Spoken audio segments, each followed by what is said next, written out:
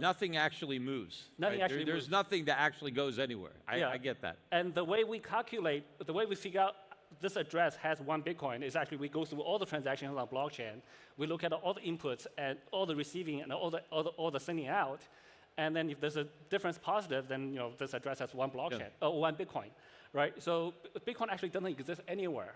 But it doesn't mean that because it's virtual, it has no value, right? So Google has a lot of value, Twitter has a lot of value, and when there's many virtual things that has value. So an item's value is not associated with its physical properties. Even with gold, right? The industrial, like the computer chips, which use gold, the value of gold is much less than the value of the gold we give because it's a rare commodity, precious metal, right? Yeah, well, first of all, just because something is intangible, right? Yeah. I mean, there are tangible assets, there's intangible assets. I'm not saying that something has to be tangible to have value. I mean, all companies, I mean, your company probably has goodwill that, that has value, but it's not something you can touch or feel. It's an intangible asset. And what makes Bitcoin worthless, as far as I'm concerned, is not the fact that I can't touch it or taste it or smell it. I guess I recognize that things can be intangible and have value. It's that you can't do anything with it. It doesn't have a utility beyond the fact that, yes, I can transfer it to you and you can transfer it to somebody else.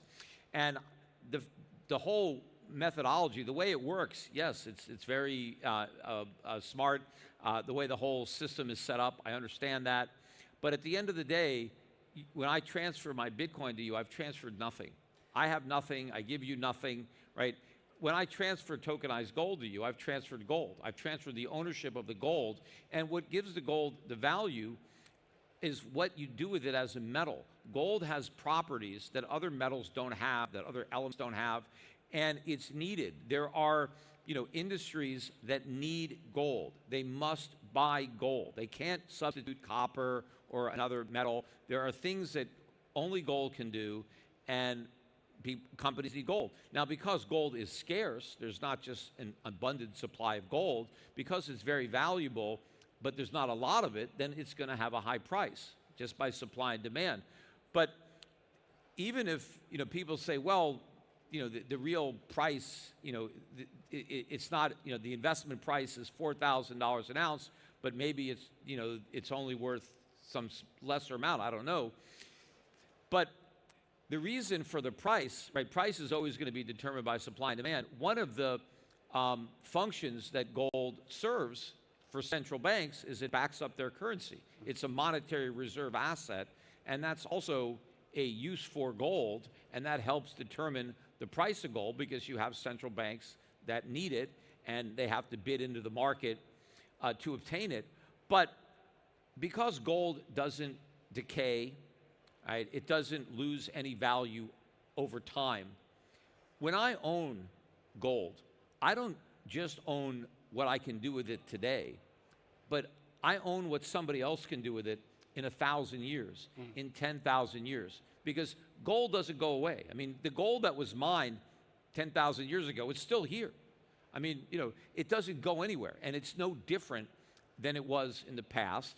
And so gold's price today represents the present value of all of the uses from now until the end of time. Sure. You don't have that with other commodities that have a shelf life, that decay, they rot, right? Gold is unique in the fact that it never goes anywhere.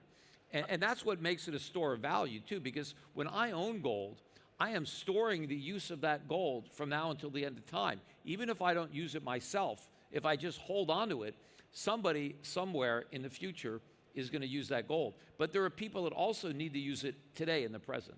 So you said a lot of things there. There's actually a lot of things that are very interesting, and we're so close to get you over. I wouldn't be so sure about that. So first of all, on the gold, right?